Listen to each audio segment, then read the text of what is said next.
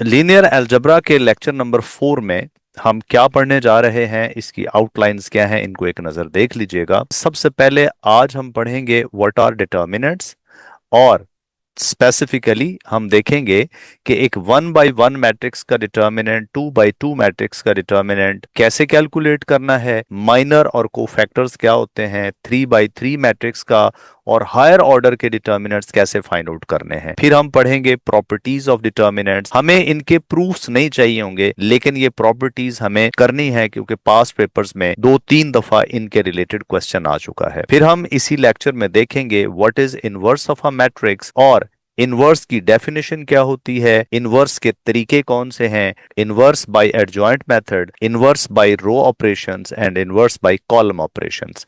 Adjoint method आप previous classes में पढ़ चुके हैं, लेकिन हम यहां पे भी उसको रिवाइज करेंगे और ज्यादा फोकस हमारा रो और कॉलम ऑपरेशंस पे होगा। आखिर में रैंक ऑफ अ मैट्रिक्स, जो कि बहुत इंपॉर्टेंट कॉन्सेप्ट है, इसका relation system of linear equations के साथ है। ये हमारा एक प्राइम टॉपिक होगा, how to find rank of a matrix. और इसका कोई ताल्लुक स्क्वायर मैट्रिक्स के साथ नहीं है, दुनिया के हर मैट्रिक्स की रैंक कंप्यूट हो सकती है। डिटर्मिनेंट क्या होता है, सबसे पहले हम देखते हैं कि अगर मैट्रिक्स आपके पास 1 बाई 1 हो तो उसका डिटर्मिनेंट कैसे बनाना है। जैसा कि आपके पास ये एक मैट्रिक्स ए लिखा हुआ है, उसके अंदर एक ही एंट्री है और वो है -7। इसका डिटर्मिनेंट क्या होगा, इसका डिटर्मिनेंट सिंपली यही नंबर होगा -7। कोई ऑपरेशन हम नहीं करेंगे। इस डिटर्मिनेंट के साइन को आप मॉड नहीं पढ़ेंगे, इसे डिटर्मिनेंट ऑफ ए ही पढ़ेंगे। Determinant of A is equal to the same entry जो कि 1 बाई 1 में हो। ये बाय डेफिनेशन आंसर आ जाता है, इसके लिए कोई स्पेसिफिक फॉर्मूला नहीं है। 2 बाई 2 मैट्रिक्स का डिटर्मिनेंट आप प्रीवियस क्लासेस में पढ़ चुके हैं। कैसे, सबसे पहले तो ये मैट्रिक्स ए लिखा है स्क्वायर ब्रैकेट्स में।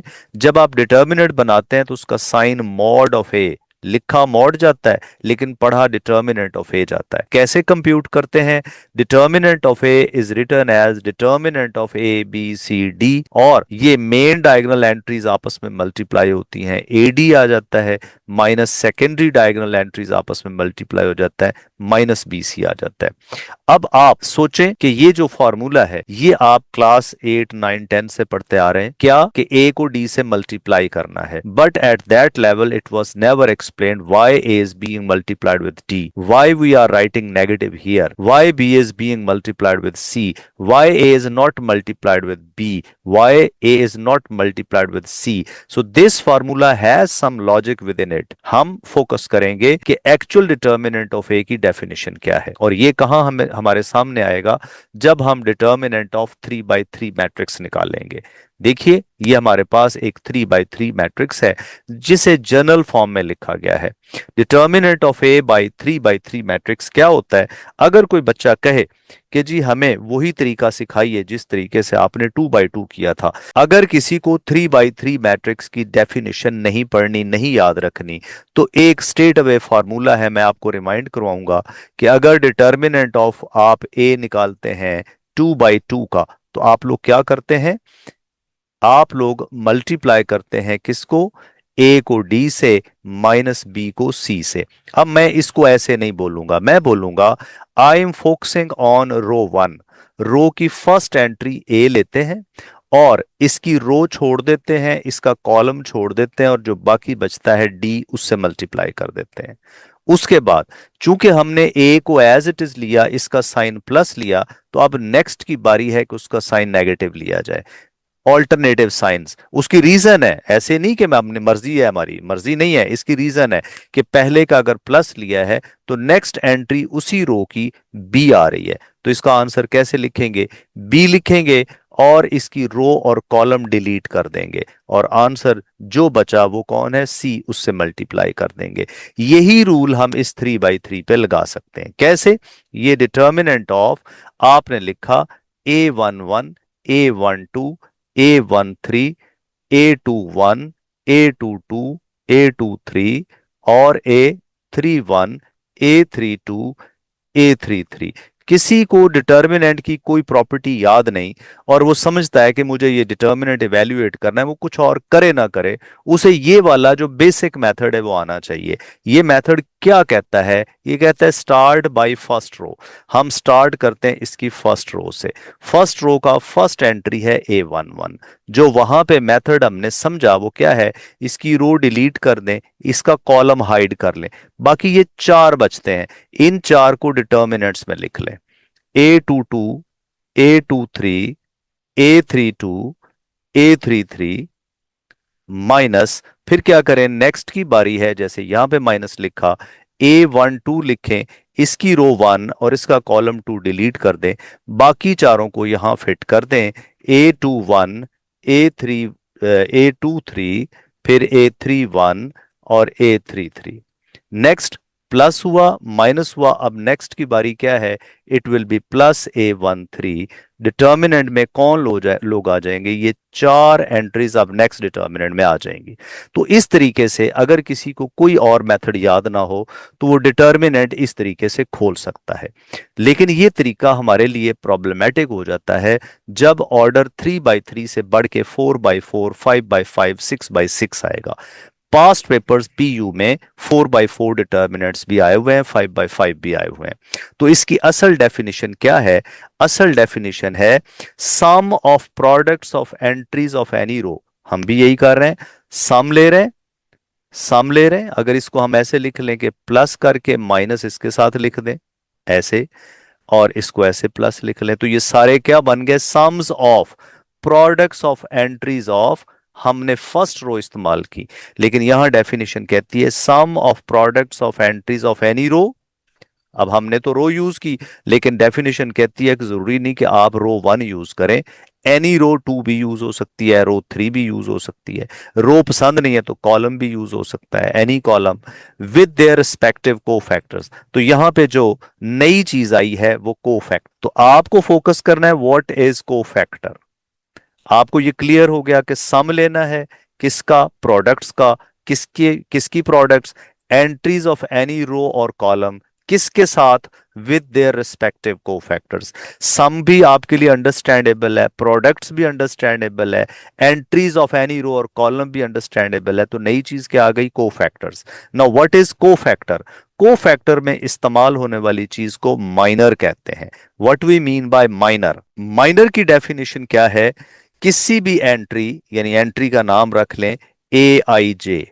जैसे मैं A11 कहूंगा तो यहां माइनर का नाम M11 रखा जाएगा। मैं A12 कहूंगा तो माइनर का नाम M12 रखा जाएगा। नॉर्मली माइनर्स चूंकि हर मैट्रिक्स में बिहाइंड द सीन काम करते हैं, फ्रंट पे नहीं होते, इसलिए इनको MIJ ही कहते हैं। Determinant of sub matrix obtained by deleting ith row and jth column from A. यानी जिस एंट्री का आपने माइनर लेना हो उसकी रो और कॉलम डिलीट कर दें और जो बाकी बचे उसका डिटर्मिनेंट ले लेंगे। तो आप देखें हम यही तो कर रहे थे। ये क्या था? ये हमने A11 की रो और कॉलम डिलीट की, बाकी जो चार बचे उसका डिटर्मिनेंट लिया। So this is minor. किसका? ये माइनर ऑफ A11 है। अगर इसका नाम रखना चाहें तो it is M11।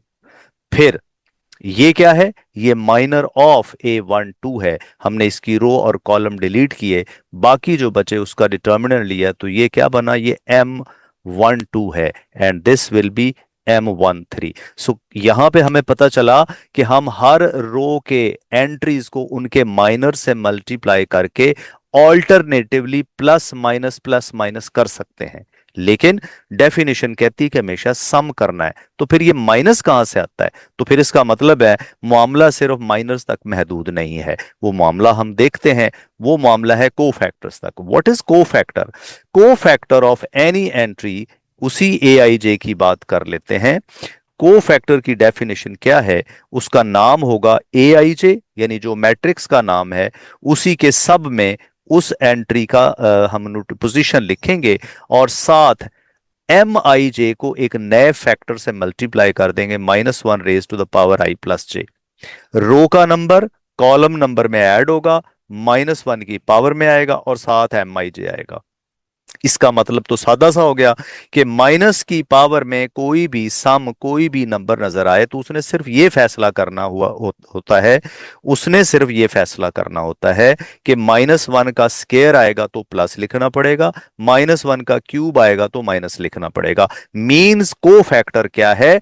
Actually signed minor है, माइनर के साथ प्लस लगाना है या माइनस लगाना है।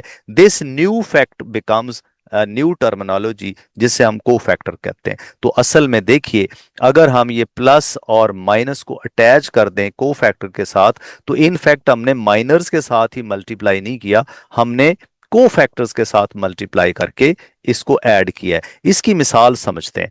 यहां एक एग्जाम्पल आपको मैंने दी है कि माइनर ऑफ A21 क्या होगा। A21 का माइनर ये 21 यहां पड़ा है, रो नंबर 2 कॉलम नंबर 1 है।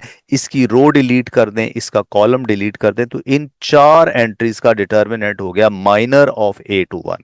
अब इसी का अगर को फैक्टर निकालना हो, को फैक्टर ऑफ A23 ये पड़ा है, इसकी रो नंबर 2 है और कॉलम नंबर 3 है। फॉर्मूले के मुताबिक क्या लिखा जाएगा? -1 की पावर 2 + 3 साथ M23। अब हम दो काम करेंगे, इसको भी सिंप्लीफाई करेंगे और M23 की वैल्यू लगाएंगे। -1 की पावर 5 लेंगे और M23 के लिए row number 2 third column delete करेंगे। Row number 2 third column delete करेंगे तो ये चार entries बचेंगी, A11, A12, A31, A32। उसको डिटर्मिनेंट में पुट कर देंगे।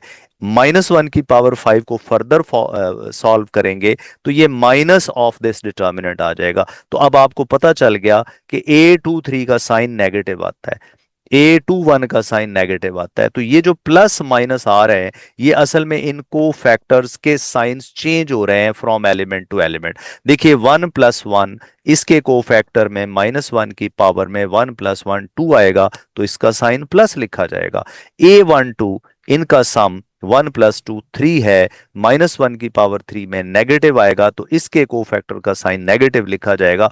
तो आज ये मिस्ट्री सॉल्व हो गई कि हम ये ए और डी को क्यों मल्टीप्लाई करते हैं, क्योंकि ए का को फैक्टर डी बनता है। फिर प्लस लिखना चाह रहे थे हम लोग कि बी को इसके को फैक्टर से मल्टीप्लाई करना है, बट बी का को फैक्टर सी की बजाय -c बनता है, ये माइनस उसकी वजह से है। सो हमारी असल डेफिनेशन ये है, sum of products of entries of any row और column with their respective cofactors. आगे बढ़ते हैं, अब इसकी एप्लीकेशन देखते हैं। एप्लीकेशन का मतलब है कि न्यूमेरिकल क्वेश्चन सॉल्व करने हैं। आइए इस डिटर्मिनेंट को इवेल्युएट करते हैं उसकी प्रैक्टिस के लिए। कैसे इवेल्युएट करेंगे इसको? डिटर्मिनेंट ऑफ दिस डिटर्मिनेंट, ये 4/4 है। अच्छा, इसे तो आप बड़ी आसानी से कर सकते हैं। आइए मैं आपकी हेल्प करता हूं। इसे हम मल्टीप्लाई करेंगे डिटर्मिनेंट ऑफ दिस, फॉर्मूले के मुताबिक हम लिखेंगे 2 × A11, यानी पहली रो में एंट्रीज हैं उन्हें उनके को फैक्टर से मल्टीप्लाई किया। 211 पोजीशन पे है, इसका को फैक्टर हो गया A11, प्लस हम लिखेंगे -1 A12 + 1 A13। नॉर्मली स्टूडेंट्स ये वाला स्टेप नहीं लिखते, सीधा सीधा ये काम शुरू करते हैं। 2 के लिए 2 की रो और कॉलम डिलीट करते हैं, बाकी चारों को ऐसे लिख देते हैं 2403। फिर उसके बाद माइनस फार्मूले का, यानी A12 का साइन 1 + 2 ऑड आता है, -1 की पावर 3 नेगेटिव आएगा, -1, और साथ उसके लिए row number 1 column number 2 delete करते हैं, 3 4 -1 और 3 आ जाएगा। +1 लिखने की जरूरत नहीं है, 1 और 3 का सम 4 होता है, तो इसका आंसर यहाँ पे पॉजिटिव आएगा। इसके लिए row number 1 column number 3 delete करेंगे, 3 2 -1 0 को सॉल्व करते हैं। ये आसान सा 6 - 0 + 1 × 9 + 4, मजीद सॉल्व करें 0 + 2, और upon simplification it is 12 + 13 + 2, so answer is 27। अब ये तो गया हो। Now what about this? इसमें अगर हम इसे एक्सपैंड करना चाहेंगे तो हम मुसीबत में पड़ जाएंगे। चार एंट्रीज हैं और 4 रोज 4 कॉलम्स हैं। अगर हम इसे उसी तरह से खोलें, टू के साथ हमें क्या लिखना पड़ेगा, इसकी रो और कॉलम डिलीट करेंगे तो ये 3/3 डिटर्मिनेंट बनेगा। यानी जितना काम आपको इसमें किया है उतना काम इसकी पहली टर्म में करेंगे। -3, फिर एक 3/3 डिटर्मिनेंट बनेगा, उसके लिए भी आपको उतना काम ही करना पड़ेगा। तो फिर इसके बाद -2 है, उसके साथ भी आपको ये एक सवाल करना पड़ेगा। फिर 4 के लिए भी आपको इतना ही काम करना पड़ेगा। So this method is not a suitable method for this matrices of specially order 4/4 and higher order। ये एक्सपेंशन जो है जिसे हम ये इस एक्सपेंशन को वैसे लैप्लाशियन एक्सपेंशन भी कहते हैं, जिसमें हम कोफैक्टर्स इस्तेमाल करते हैं। नॉर्मली ये मेथड हायर ऑर्डर्स के लिए सूटेबल नहीं होता। उसके लिए हम क्या करेंगे, उसके लिए हम कुछ स्पेसिफिक प्रॉपर्टीज पढ़ेंगे जो हमारी हेल्प करेंगी कि बड़े ऑर्डर के डिटर्मिनेंट्स को कैसे खोलना है। उनको खोलने के लिए हमें ये जो प्रॉपर्टीज हैं बहुत असिस्ट करेंगी। ये कुल मिला के देखिए प्रॉपर्टीज कितनी है। पहली प्रॉपर्टी है कि ट्रांसपोज का डिटर्मिनेंट ओरिजिनल के इक्वल आता है। प्रॉपर्टी नंबर 2 है इफ अ रो और a column in A is zero then determinant is zero. लीजिए डिटर्मिनेंट चाहे जितना ही बड़ा क्यों ना हो, 10/10 हो, 20/20 हो, अगर कोई एक रो जीरो हो जाए तो उसे एक्सपैंड किए बगैर आप डिटर्मिनेंट जीरो कर देंगे। कोई कॉलम पूरा का पूरा जीरो हो जाए तो उसे खोलना नहीं है, उसका आंसर जीरो लिख देना है। और ज्यादा से ज्यादा आप ये एहसान करेंगे एग्जामिनर पे, आप बता दें कि जनाब इसका देखिए column number this, row number this zero है, इसलिए मैं जीरो लिख रहा हूं। थर्ड प्रॉपर्टी मैंने जैसे आपको ये नजर आ रहा है कि 2 रोज 2 कॉलम्स एक जैसे हो जाएं तो डिटर्मिनेंट जीरो होगा। ये एक एग्जांपल है उसको प्रेजेंट करने के लिए। रो नंबर 1 और रो नंबर 3 एक जैसे हैं तो डिटर्मिनेंट विल बी जीरो। ऐसा कॉलम्स के साथ भी हो सकता है और स्पेशली बड़े डिटर्मिनेंट्स में। नेक्स्ट प्रॉपर्टी नंबर 4 है कि सम टाइम डिटर्मिनेंट मौजूदा शक्ल में हम उस पर कोई प्रॉपर्टी लगा नहीं पा रहे होते, तो हम क्या करते हैं, उसकी 2 रोज इंटरचेंज करना चाहते हैं, आपस में बदलना चाहते हैं, या 2 कॉलम्स आपस में इंटरचेंज करना चाहते हैं। तो याद रखिए ये डिटर्मिनेंट्स में लीगल है, यू कैन डू इट, लेकिन इसकी एक थोड़ी सी कॉस्ट है। मसलन आपको नजर आ रहा है यहां पे 315217008, आप इसे एक्सपैंड करना चाहते हैं, लेकिन आप ये आइडियल करते हैं कि अगर ये पहली जगह पे होते ना, पहली रो में, तो ये जीरोस की वजह से मुझे काम कम करना पड़ता। तो आप कहते जी मैं यहां से रो 1 और रो 3 को इंटरचेंज करना चाह रहा हूं, तो आप कर दें इंटरचेंज। रो 1 को आप एंड पे ले जाइए और रो 3 को आप शुरू में ले आइए। रो नंबर 2 को आप कुछ ना कहिए, वैसे ही पड़ी रहने दें, लेकिन एक मेहरबानी करें कि आपने इंटरचेंज किया है, इसके बाहर माइनस लगा दें। यह है प्रॉपर्टी नंबर 4। जब भी इंटरचेंज डिटर्मिनेंट में 2 रोज करेंगे साइन चेंज करेंगे। याद रखिए ये डिटर्मिनेंट की प्रॉपर्टीज हैं, ये मैट्रिसेस की प्रॉपर्टीज नहीं है। मैट्रिसेस में ऐसा नहीं होता, डिटर्मिनेंट्स में होता है। प्रॉपर्टी नंबर 5 है a common from a determinant is taken from a row और column if any। Conversely, to multiply scalar lambda with a determinant, it is multiplied with any row or column। यानी ये कहना चाह रहे हैं कि determinant में से कोई कॉमन लेना हो तो उसका तरीका कार क्या है, वो हर कॉलम में से कॉमन अलग अलग लिया जाएगा। लेकिन मैट्रिसेस में क्या होता था, पूरे मैट्रिक्स से कॉमन लेना है। जैसे ये डिटर्मिनेंट लिखा है, इसमें 268 है, 917 है, 110 है। आप देखिए पूरे डिटर्मिनेंट्स में से एक कॉमन नहीं है, लेकिन रो नंबर 1 में से 2 कॉमन लिया जा सकता है। आप वो 2 बाहर लिख सकते हैं और अंदर उस रो को चेंज कर देंगे। 134 917 और 110, इट इज लीगल। डिटर्मिनेंट में रो से अलग अलग कॉमन लिया जा सकता है। फर्ज कीजिए कि यहां 1 की बजाय 770 होता, आप साथ ही आखिरी रो से 7 भी कॉमन ले सकते थे, हालांकि सारे डिटर्मिनेंट में से 7 कॉमन नहीं है। तो पहला सेंटेंस आपने ये समझा कि डिटर्मिनेंट में से किसी भी रो या कॉलम में कुछ कॉमन नजर आ रहा हो तो that common can be taken out of the determinant from that row only. इसका उलट काम क्या है? अगर इसको उलट पढ़ें तो ये 2 बाहर था, अब अंदर ये रो 1 में चला गया। ये 7 बाहर था, तो इधर क्या हुआ, ये थर्ड रो में चला गया। तो उलट है। कन्वर्सली क्या कहा जा रहा है कि अगर आप किसी डिटर्मिनेंट के बाहर कोई स्केलर लैम्डा मल्टीप्लाई होता देखें, तो उस लैम्डा को आप किसी भी रो के साथ मल्टीप्लाई कर सकते हैं, एक के साथ, या किसी भी कॉलम के साथ मल्टीप्लाई कर सकते हैं। और उसका एक सीधा इस्तेमाल क्या है कि किसी डिटर्मिनेंट में से कॉमन लेना चाहे के, डिटर्मिनेंट में से पूरे में से के कॉमन नजर आ रहा हो, तो एक के नहीं आना, हर रो में से एक के आना है। तो जितनी उसकी रोज होंगी वो के की पावर में आ जाएंगी। तो ये रिजल्ट आपने याद रखना है।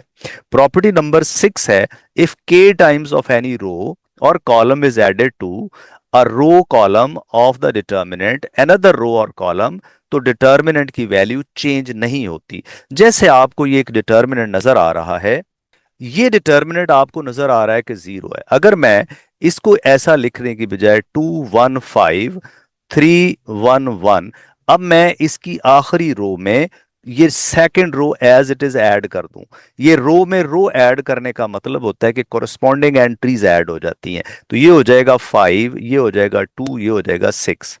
तो इनका कहना है कि अगर इसका डिटर्मिनेंट 0 है, इसमें दो रोज बेशक बराबर नजर नहीं आ रही, लेकिन चूंकि ये इसमें किस ऑपरेशन से बनाया गया है, रो को एक और रो में ऐड करके, इसलिए इसका आंसर वही होगा जो कि ओरिजिनल का है। तो ये प्रॉपर्टी आप बहुत इस्तेमाल करेंगे डिटर्मिनेंट्स को सॉल्व करते हुए। ये प्रॉपर्टी स्पेशली बड़े डिटर्मिनेंट्स के लिए ये प्रॉपर्टी बहुत फायदेमंद होगी। सो इन प्रॉपर्टीज को विदाउट प्रूफ आपने, काइंडली मैं एक्सप्लेन कर रहा हूं, इन्हें याद करना है। और अभी हम इनके क्वेश्चंस देखेंगे। सातवीं प्रॉपर्टी है कि कोई ट्रायंगुलर मैट्रिक्स नजर आ जाए। लास्ट लेक्चर में हमने अपर ट्रायंगुलर, लोअर ट्रायंगुलर पढ़ा, डायगोनल मैट्रिक्स पढ़ा। तो उसका डिटर्मिनेंट खोलना बहुत आसान है। जस्ट आप डायगोनल एंट्रीज को मल्टीप्लाई कर दें। ये डिटर्मिनेंट है 7 1 0 0 2 1 0 0 1। अब ये आपको जो नजर आ रहा है, ये अपर ट्रायंगुलर है। अपर ट्रायंगुलर की क्या पहचान होती है कि डायगोनल से नीचे सब 0 है। इस डिटर्मिनेंट को बाकायदा एक्सपैंड करने की जरूरत नहीं है, जस्ट डायगोनल एंट्रीज मल्टीप्लाई कर दें। 7 2 into 1, आंसर विल बी 14। उसके बाद नेक्स्ट प्रॉपर्टी है डिटर्मिनेंट ऑफ द प्रोडक्ट। ये बड़े काम की प्रॉपर्टी है, इसको आपने नहीं भूलना कि आपको दो मैट्रिसेस के प्रोडक्ट, ये स्क्वायर मैट्रिसेस की बात हो रही है सेम ऑर्डर की। अगर आपको प्रोडक्ट का डिटर्मिनेंट चाहिए तो आप प्रोडक्ट मत निकालिए, आप ए का अलग डिटर्मिनेंट निकाल लें, बी का अलग डिटर्मिनेंट निकाल लें, और उन दोनों को मल्टीप्लाई कर दें। उसका आंसर वही होगा जो प्रोडक्ट के डिटर्मिनेंट का होगा। आखिरी प्रॉपर्टी है, नौवीं प्रॉपर्टी, बल्कि 10 होंगी, कि इनवर्स का डिटर्मिनेंट आपने लेना हो तो ये इसी रूल के मुताबिक ये क्या हो जाएगा, ये 1/डिटर्मिनेंट ऑफ ए हो जाएगा। 1/डिटर्मिनेंट ऑफ ए। कोई आपको मैट्रिक्स ए दे के कहे find the determinant of A inverse, तो आप ए इनवर्स की तरफ नहीं चल पड़ेंगे, आप डिटर्मिनेंट ऑफ ए बना लेंगे, उसी का 1 ओवर कर देंगे, वो ए इनवर्स का डिटर्मिनेंट है। ये असल में इस आखिरी प्रॉपर्टी की एप्लीकेशन है। ए की किसी भी पावर का डिटर्मिनेंट लेना हो तो वो डिटर्मिनेंट की पावर के इक्वल है। ये जनाब 10 प्रॉपर्टीज हैं। अगर आप ये प्रॉपर्टीज याद कर लेते हैं तो जितने पास्ट पेपर्स में क्वेश्चन आए हैं, बहुत सारे क्वेश्चंस जहां प्रॉपर्टी से डिटर्मिनेंट सॉल्व होते हैं, वो आप कर पाएंगे। Let us move forward. अब हम देखते हैं कि ये हमने क्यों पढ़ी है। ये प्रॉपर्टीज एक्चुअली हमारी नंबर 1 हेल्प करती हैं कि डिटर्मिनेंट को नंबर 1 आता भी हो तरीका, उसे क्विकली कैसे एक्सपैंड करना है, कैसे इवेल्युएट करना है। फिर आप प्रिडिक्ट करेंगे उसकी एक्सपेंशन के बगैर के डिटर्मिनेंट कैसा हो सकता है। जैसे पूरी रो 0 हो तो आप फौरन प्रिडिक्ट कर देंगे इसका आंसर 0 होगा। दो रोज एक जैसी हो, आप प्रिडिक्ट कर देंगे अच्छा भाई इसका भी आंसर 0 होगा। फिर आप क्या आप इसको समझ सकते हैं कि डिटर्मिनेंट्स में जब आप किसी रो या कॉलम्स की एंट्रीज को चेंज या उनकी शेप चेंज करना चाहें तो ये प्रॉपर्टीज ही यूज करेंगे, अपनी मर्जी से नहीं करेंगे कि आपका दिल करेगा तो मैं रो नंबर 1 में 7 ऐड कर दूं। रो नंबर 1 में 7 ऐड करना कोई प्रॉपर्टी नहीं है। रो नंबर 1 में एक और रो ऐड हो सकती है, उसका 7 टाइम्स ऐड हो सकता है, लेकिन आपकी मर्जी का 7 अकेला नहीं ऐड हो सकता। तो वो 10 प्रॉपर्टी हैं, बीच में जाती प्रॉपर्टी ऐड नहीं कर लेनी। मसलन सद्दाम साहब करते हैं तो पता चले ये सद्दाम्स प्रॉपर्टी हो गई, ठीक है, ये फसी है तो ये फसीज प्रॉपर्टी हो गई। नो, प्रॉपर्टीज यही 10 इस्तेमाल करनी है, जो आपने इस्तेमाल करनी पहले लोगों को उनका प्रूफ देना पड़ेगा। Number 4, expansion of higher order determinants, ये असल टारगेट है इन प्रॉपर्टीज का। एक तो क्विकली इवेल्युएट करना लोअर ऑर्डर को, और bigger order higher order determinants को एक्सपैंड करना। आइए देखते हैं इसके रिलेटेड कुछ सवाल करते हैं। एग्जाम्पल नंबर 3 को, अगर इस डिटर्मिनेंट को हम एक्सपैंड करना चाहें बाय को फैक्टर्स, तो हमें हर रो या हर कॉलम से एक्सपेंशन के दौरान 5 को फैक्टर्स बनाने होंगे, और वो 5 को फैक्टर्स क्या होंगे, 4x4 डिटर्मिनेंट्स होंगे, और एक गैर जरूरी तौर पर एक्स्ट्रा स्टेप्स और एक्स्ट्रा कैलकुलेशंस परफॉर्म करनी पड़ेंगी। बट अगर हमें प्रॉपर्टीज याद है तो हम प्रॉपर्टीज में से सूटेबल प्रॉपर्टी इस पे अप्लाई कर सकते हैं। जैसे हम देख सकते हैं कि सारी एंट्रीज इसकी वंस हैं, साइन सिर्फ मुख्तलिफ हैं, तो कहीं ना कहीं इनमें लिंक है। क्या लिंक हो सकता है? हमारी पूरी कोशिश होनी चाहिए कि क्या कहीं दो कॉलम्स दो रोज आइडेंटिकल हैं। अगर आइडेंटिकल नहीं है तो आइडेंटिकल बन सकते हैं, और अगर वो भी नहीं बन सकते तो जीरोस बनाने की कोशिश करनी चाहिए। हम देखते हैं कॉलम नंबर 1 और कॉलम नंबर 4 की एंट्रीज आपस में एडिटिव इनवर्स हैं, सिर्फ साइन चेंज हुए हैं। तो हम क्या करते हैं, हम यहां से कॉमन ले लेते हैं कॉलम नंबर 4 में से, क्या, take -1 common from C3, column number 4, take -1 common from column number 3, column number 4। तो हम क्या करते हैं, हम कॉलम नंबर 4 में से -1 कॉमन ले लेते हैं। हमारे पास क्या होगा कि ये -1 जो कॉमन है बाहर मल्टीप्लाई हो जाएगा, सारा डिटर्मिनेंट एज इट इज रहेगा, सिर्फ कॉलम नंबर 4 की एंट्रीज के साइन चेंज हो जाएंगे, 1 1 -1 1 और -1। और उधर कॉलम 1 क्या था, 1 1 -1 1 और -1। कॉलम 2 भी एज इट इज रहा, कॉलम नंबर 3 भी एज इट इज रहा, कॉलम नंबर 5 भी एज इट इज रहा। तो हम इसको क्या लिखेंगे, -1 इंटू 0, आंसर इज 0। और यहां पे हम बता देंगे कि column number 1 is identical to column number 4। तो ये देखिए, बगैर एक्सपैंड किए प्रॉपर्टी की मदद से एक छोटी सी प्रॉपर्टी कॉमन लेने वाली से ये डिटर्मिनेंट 5x5 क्विकली सॉल्व हो गया। आगे बढ़ते हैं, एक और एग्जाम्पल करते हैं। ये एग्जाम्पल देखिए कौन सी है, ये पास्ट पेपर्स पंजाब यूनिवर्सिटी के एग्जाम 2024 में आ चुकी है। इसमें हमें कहा गया है कि find x if this determinant is equal to 0। अब यहां से x हम कैसे फाइंड आउट करेंगे, इसके लिए भी हम कोशिश करेंगे कि इसको या तो एक्सपैंड कर लिया जाए या इसका प्रॉपर्टीज की मदद से एक्सपेंशन का प्रोसेस फास्ट किया जाए। How can we do this? अब गौर कीजिए, इसको सॉल्व करने के लिए किसी को प्रॉपर्टी याद नहीं आ रही है 4x4, अगर उसके पास टाइम है और अगर हिम्मत है तो रो 1 से एक्सपैंड कर दे। कैसे? रो 1 की फर्स्ट एंट्री x+1 लिखे, उसके बाद रो और कॉलम डिलीट कर दे पहला, और बाकी जो 4 बचे उसे डिटर्मिनेंट में लिख दे। फिर 1 से ऐसे ही करें, फिर इस 1 से करें, फिर इस 1 से करें, तो फिर 4 3x3 डिटर्मिनेंट्स खोलना पड़ेंगे। लेंथी प्रोसेस है, लेकिन ऑन द अदर हैंड अगर हम इसे करने के लिए थोड़ा स्मार्टली सोचें तो देखिए, रो 1 में आपको एक x और 4 वंस नजर आ रहे हैं, रो 2 में भी एक x और 4 वंस नजर आ रहे हैं, रो 3 में भी 4 वंस और एक x नजर आ रहा है, रो नंबर 4 में भी ऐसा ही है। न सिर्फ रोज में बल्कि कॉलम वाइज भी ऐसा ही है। क्या है, 1x है एंड देयर आर 4 वंस, और कॉलम 2 में भी ऐसे ही, कॉलम 3 में भी ऐसे ही, कॉलम 4 में भी ऐसे ही है। अब ये हमें इनवाइट करता है कि अगर ये सारी रोज किसी एक रोज में इकट्ठी हो जाए या सारे कॉलम्स किसी एक कॉलम में इकट्ठे हो जाए तो क्या होगा, हमारे पास उस एक रो या कॉलम में एक x होगा और 4 वंस मिलकर क्या बना देंगे, 4 बना देंगे, और थ्रू आउट x+4 लिखा नजर आएगा। So what should we do, हम रो 1 में सारी रोज 2 3 एंड 4 ऐड करके नई रो 1 बनाते हैं, तो आपके पास डिटर्मिनेंट की शेप क्या हो जाएगी, सिर्फ रो 1 में एक x और चारों वंस इकट्ठे होकर x+4 बना देंगे। यहां पे भी ऐसे ही होगा, यहां पे भी ऐसे ही होगा और यहां पे भी ऐसे ही होगा। इसका फायदा क्या हुआ, अब रो 1 में से हम कॉमन ले सकते हैं x+4, take common from row 1, property, ये भी प्रॉपर्टी थी, एक रो में बाकी रोज ऐड करना, चाहे बारी बारी कर ले चाहे इकट्ठी ऐड कर ले, और एक रो में से कॉमन लेना, ये भी प्रॉपर्टी है। कॉमन लेते हैं x+4, तो क्या हो जाता है, बाकी डिटर्मिनेंट में एक पूरी रो वंस की बन गई, एक पूरा कॉलम वंस का बन गया। हम क्या कर सकते हैं, ये वंस बाकी कॉलम्स में से माइनस करके जीरोस क्रिएट कर सकते हैं और एलिमेंट्स छोटे बना सकते हैं, स्मॉलर बना सकते हैं, ताकि डिटर्मिनेंट खोलना आसान हो।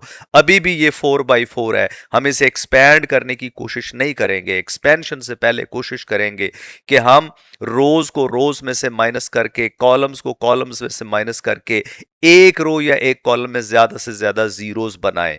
कैसे जीरोस बनाए जा सकते हैं, देखिए ऑपरेशन है, C2 में से, C2 में से, ये C2 है, इसमें से C1 माइनस करना है। टारगेट था कि इस 1 की मदद से यहां जीरो बनाना है, तो ये पूरा जो कॉलम है, इस 1 इसको हेड करता है, ये पूरे का पूरा कॉलम माइनस करना पड़ेगा।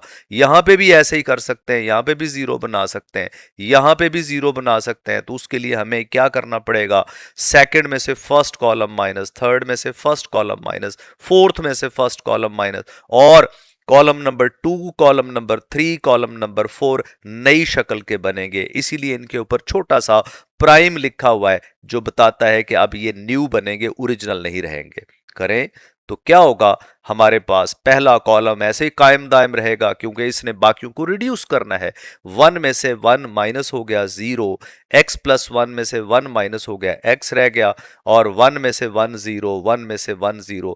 नेक्स्ट कॉलम्स के साथ भी ऐसा ही होगा। इसके साथ ही क्या हुआ, ये छोटा सा ऑपरेशन करने से, कॉलम्स को माइनस करने से, we got a triangular matrix.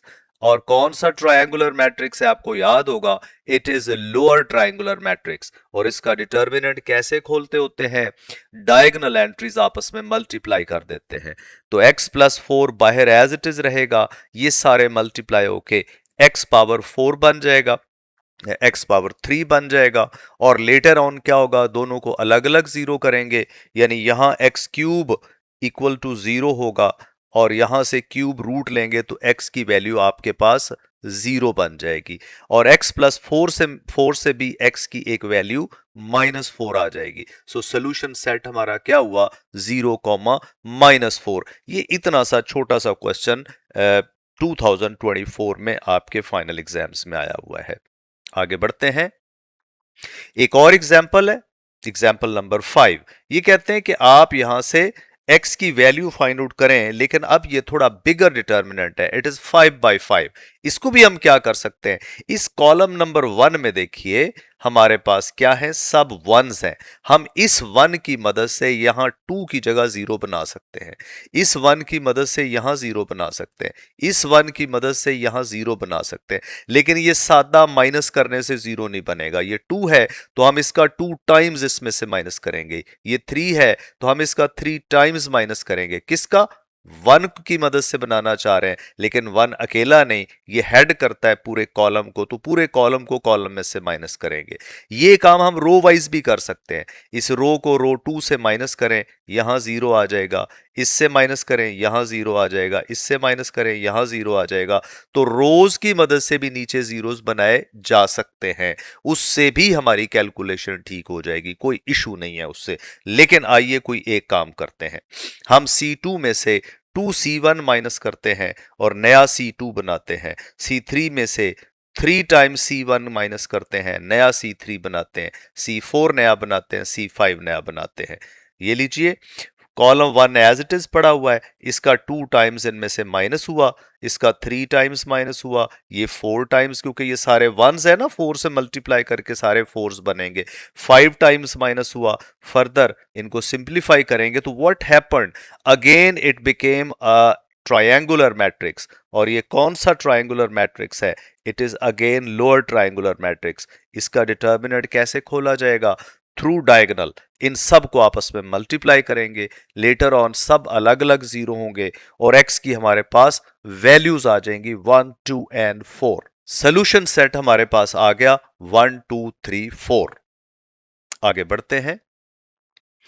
ये एक और एग्जाम्पल है जो कि पीयू के एग्जाम में आई हुई है और 2019 के एग्जाम में आई हुई है। इसको सॉल्व करते हैं। Late us solve it from left hand side. ये डिटर्मिनेंट लिखा हुआ है जनाब, डिटर्मिनेंट A1 1 1, ये 4/4 है।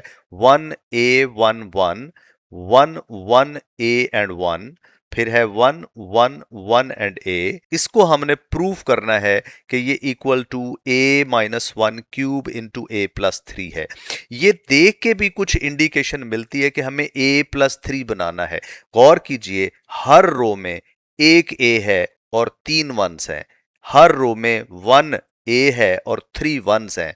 हर रो में 1 A और 3 1s हैं। अगर ये सारे एक रो में इकट्ठे हो जाएं तो एक A और 3 1s मिलकर बना देंगे A+3। सो हम क्या करते हैं, इसी से पता चलता है हमें कौन सी प्रॉपर्टी इस्तेमाल करनी चाहिए। रो 1 में रो 2, रो 3 और रो 4 ऐड करके हम नई रो 1 कंस्ट्रक्ट करते हैं। तो ये हमारे पास क्या बन जाएगा, डिटर्मिनेंट ऑफ रो 1 क्या बनेगी, इस A में जब ये 3 1s ऐड होंगे तो A+3 बनेगा। नेक्स्ट में भी A+3 बन जाएगा, उससे नेक्स्ट में भी A+3 बनेगा और आखिर में भी A+3 बनेगा। बाकी इनके नीचे जो एंट्रीज हैं वो एज इट इज रहेंगे जो कि ओरिजिनल हैं। A1 and 1, 1 A and 1, 1 1 and A।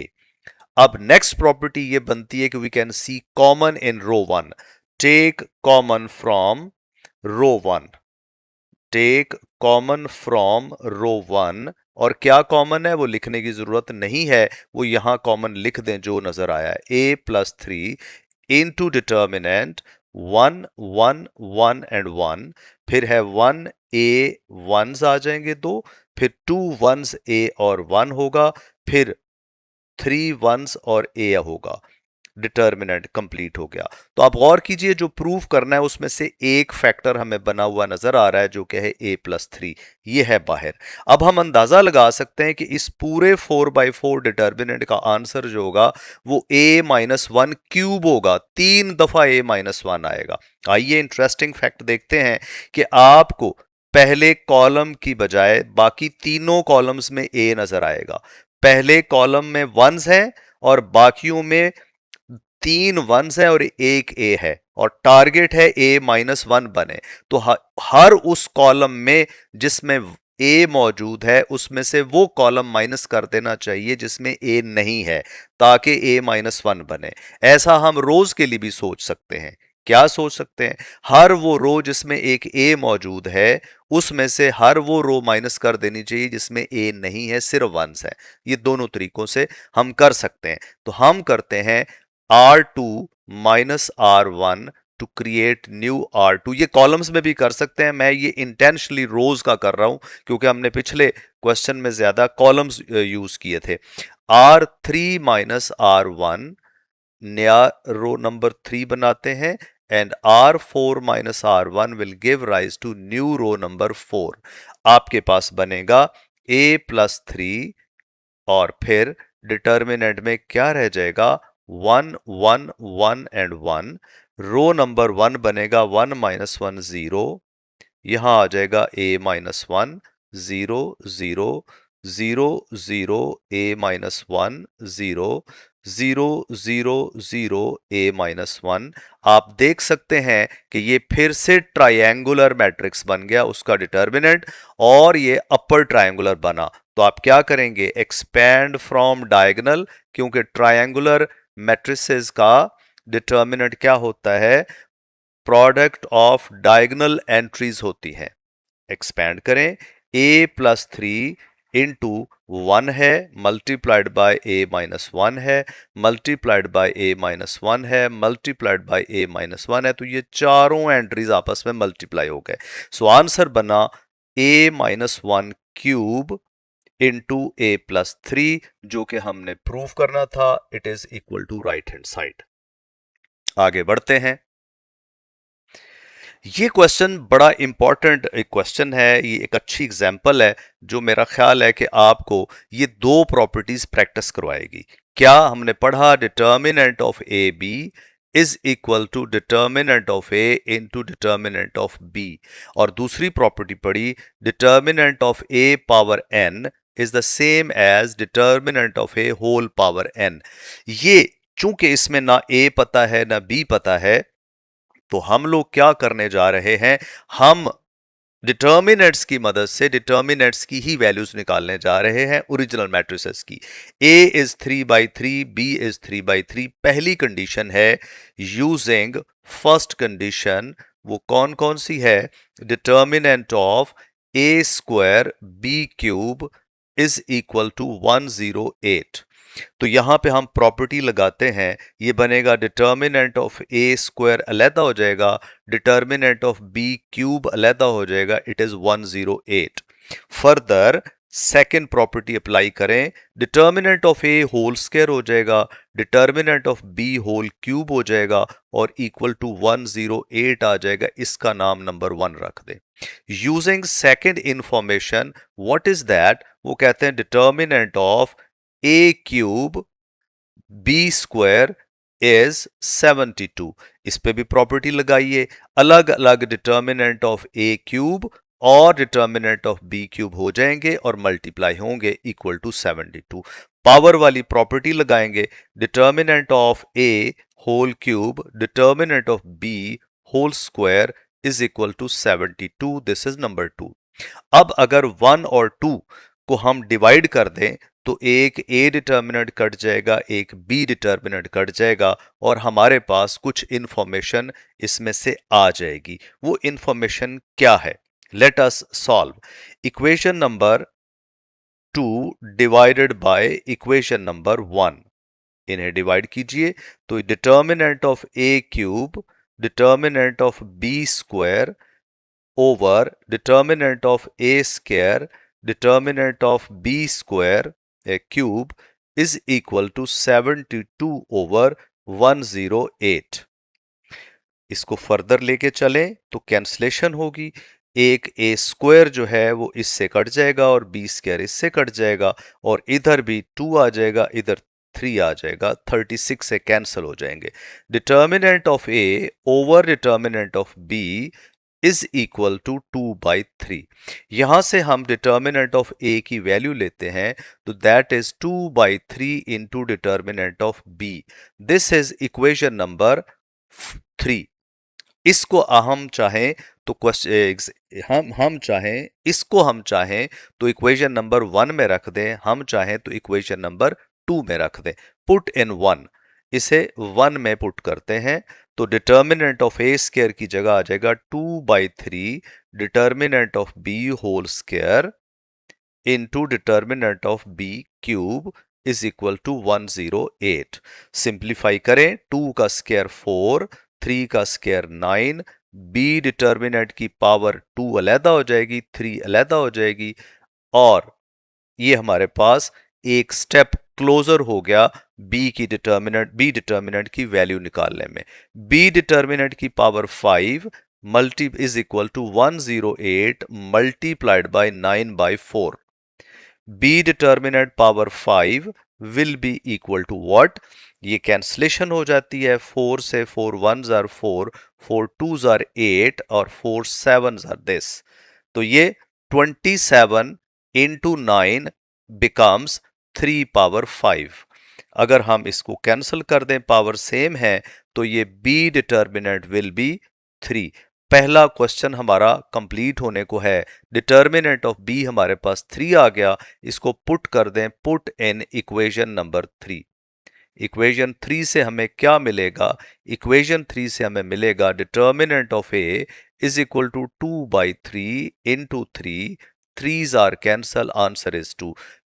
Determinant of A की वैल्यू भी आ गई, दैट इज 2। अब उसने कहा है कि आप फाइंड आउट करें डिटर्मिनेंट ऑफ 2a। अब डिटर्मिनेंट ऑफ 2a कैसे निकालना है, हमने ये पढ़ रखा है एक और प्रॉपर्टी कि डिटर्मिनेंट ऑफ के ए अगर डिटर्मिनेंट में से कुछ कॉमन लेना हो तो वो हर रो में से कॉमन लिया जाता है। अगर ए का ऑर्डर 3/3 है तो फिर रो 1 में से भी के कॉमन आएगा, रो 2 में से भी के कॉमन आएगा, रो 3 में से भी के कॉमन आएगा। तो इसका आंसर हो गया के क्यूब डिटर्मिनेंट ऑफ ए। तो determinant of 2a is 2 power 3, क्योंकि a का ऑर्डर 3/3 है, मल्टीप्लाइड बाय डिटर्मिनेंट ऑफ ए। यहां वैल्यूज लगाइए, ये 8 इंटू 2 आंसर इज 16। पहला पार्ट सॉल्व हो गया। डिटर्मिनेंट ऑफ बी इनवर्स, हमने अभी ऊपर पावर रूल लिखा, पावर प्रॉपर्टी लिखी। पावर का डिटर्मिनेंट लेना हो तो पावर क्या होती है, डिटर्मिनेंट की होल पावर हो जाती है। Answer is -1। तो ये 3 का बी का डिटर्मिनेंट 3 था, 3 पावर -1, आंसर इज 1/3। ये था एक एग्जाम्पल नंबर 6। ये एक अच्छी प्रैक्टिस है डिटर्मिनेंट्स की पावर्स प्रोडक्ट्स को डील करने के लिए, आपको ये करनी चाहिए। आगे बढ़ते हैं। नेक्स्ट है find alpha such that this is singular. मैं यहां पे आपको रिमाइंड करवाना चाहूंगा कि if determinant of A is equal to 0 then A is called singular matrix. और ये आप लोग, आई बिलीव्ड कि आपको ये याद होगा, इसे सिंगुलर मैट्रिक्स कहते हैं। और if determinant of A is not equal to 0, then A is called non-singular matrix. Determinant 0 से उसका नया नाम बन जाता है सिंगुलर, और नॉन 0 से वो नॉन सिंगुलर है। अब उन्होंने कहा है कि ये सिंगुलर है, तो हम क्या कहेंगे, हम कहेंगे using singularity. Singularity of a matrix क्या होती है, वो हमें अलाउ करती है कि हम उसका determinant minus alpha, alpha -1, alpha +1, 1 2 3, 2 minus alpha, alpha +3 और एल्फा +7 का डिटर्मिनेंट इक्वल टू 0 पुट कर सकते हैं। सिंगुलैरिटी ये होती है। अब ये चूंकि 3/3 है, ये आप आसानी से एक्सपैंड भी कर सकते हैं। कोई मजबूरी नहीं है कि आप इसको प्रॉपर्टीज की मदद से करेंगे। आप लिखेंगे एक्सपैंड फ्रॉम रो 1, इसे रो 1 से रूटीन के मेथड से एक्सपैंड कर लें और इसे सॉल्व कर लें। इस तरह के छोटे क्वेश्चंस शॉर्ट आंसर क्वेश्चंस के लिए इंपॉर्टेंट होते हैं। ये एक एक्सरसाइज है, आप लोग इसका स्क्रीनशॉट ले लें। आप लोगों को ये खुद से आई एडवाइज के ये क्वेश्चंस कीजिएगा, और आप जब ये लेक्चर देख लें तो कमेंट सेक्शन में मुझे जरूर अपडेट कीजिएगा कि इसका आंसर क्या आया, इसका आंसर क्या आया, इसका आंसर क्या आया और इसका आंसर क्या आया। यानी आपने ऐसे 1 लिखना है और आगे इसका आंसर जो भी आए वो आपने लिखना है। आपने 2 लिखना है, इसका जो भी आंसर आए वो आगे आंसर लिख देना है। इस तरह से आप कमेंट सेक्शन में आप अपनी परफॉर्मेंस मुझे बता सकते हैं कि क्या आपने इसके डिटर्मिनेंट्स आसानी से कैलकुलेट किए और क्या आंसर आए। अगर कोई प्रॉब्लम हो तो आप मुझसे कांटेक्ट कर सकते हैं। आगे बढ़ते हैं जी, इसकी एप्लीकेशंस क्या हैं। डिटर्मिनेंट्स की रियल लाइफ में बहुत ज्यादा एप्लीकेशंस हैं, आपको शायद आपकी नजर से नहीं गुजरी, लेकिन अनइंटेंशनली या अननोइंगली आप इसे इस्तेमाल कर सकते हैं। सबसे ज्यादा इसकी एप्लीकेशंस जो होती हैं वो एक्चुअली ज्योमेट्री में है। पैरेललोपिपेड है, उसका वॉल्यूम निकालना हो, टेट्राहेड्रॉन का वॉल्यूम निकालना हो, या फिर आपने पैरेललोग्राम्स के एरियाज निकालने हो, ट्रायंगल्स के एरियाज निकालने हो, जब आपको कोऑर्डिनेट ज्योमेट्री को डील करना है, when you are provided coordinates of something, तो आप उसके एरियाज वॉल्यूम्स कैलकुलेट कर सकते हैं डिटर्मिनेंट्स की हेल्प से। मिसाल के तौर पर अगर आपके पास ये एक रेक्टेंगल है, तो इसका ये वर्टेक्स आपको पता है x कोऑर्डिनेट a है, y कोऑर्डिनेट 0 है, तो इस पॉइंट a,0 को कॉलम वेक्टर की मदद से एक्सप्रेस किया जा सकता है। दूसरा कोऑर्डिनेट इसका 0,d है, उसे आप कॉलम वेक्टर 0,d लिख सकते हैं। तो इस रेक्टेंगल का एरिया निकालना हो तो आप जानते हैं लेंथ इनटू विड्थ होती है। तो ऑन द अदर हैंड, अब अगर आप इन दोनों कॉलम्स को एक डिटर्मिनेंट में रख देते हैं ऐसे a0 0d, तो इस डिटर्मिनेंट का आंसर क्या होगा, AD-0। सो कोऑर्डिनेट ज्योमेट्री में जब आपको ओरिजिन से उस रेक्टेंगल के या स्क्वायर के या किसी क्वाड्रिलेटरल के वर्टिसेस दिए गए हों, तो आप उनके वर्टिसेस का ओरिजिन से जो जो जो एसोसिएटेड है उनका डिटर्मिनर निकालेंगे, तो that gives area of that square या rectangle, that gives area of that rectangle. आप वॉल्यूम भी कैलकुलेट कर सकते हैं। देखिए फर्ज कीजिए कि 3D में ये ओरिजिन है, एक्स कोऑर्डिनेट जो है वो a00 है, उसका कॉलम वेक्टर बना लीजिए, 0b0 column vector, c00 column vector. अब अगर आप एक डिटर्मिनेंट कंप्यूट करते हैं a000 और 0b0 0 0 c, तो ये जो डिटर्मिनेंट है it gives product of the diagonal entries abc। और abc क्या है? ये length into width into height है, a बी और सी। तो ये volume of a cube, volume of a cuboid क्या चीज बनती है? Determinant of the coordinates which are determinant of the coordinates which are adjacent to the origin. Origin से adjacent सारे जितने कोऑर्डिनेट्स हैं उनका डिटर्मिनेंट लेंगे तो वॉल्यूम बन जाएगा। It gives volume. ओके, और देखिए एक छोटी सी मिसाल लेते हैं, calculate the area of a parallelogram determined by the points. अब मसला क्या है कि ये जो कोऑर्डिनेट्स दिए गए इनमें ओरिजिन कोई नहीं है। वैसे आपने वेक्टर्स में पढ़ा हुआ है इंटरमीडिएट के लेवल में, इनको वेक्टर्स की मदद से दो एडजेसेंट साइड के वेक्टर्स का जब आप क्रॉस प्रोडक्ट लेते थे तो वो भी एक डिटर्मिनेंट बनता था। तो डिटर्मिनेंट की मदद से आप इस पैरेललोग्राम का एरिया निकालते हैं। मैं आपको दिखाता हूं ये पैरेललोग्राम क्या है। ये असल में पैरेललोग्राम है -2 ये है 0 3, ये है 4 - 1 और ये है 6, 4।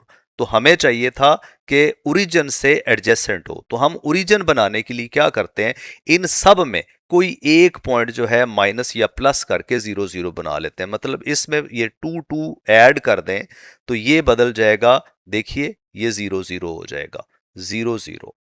इसमें 2 2 ऐड करते हैं तो ये बन जाएगा 2, 5। ये बना चला गया 2, 5 पे।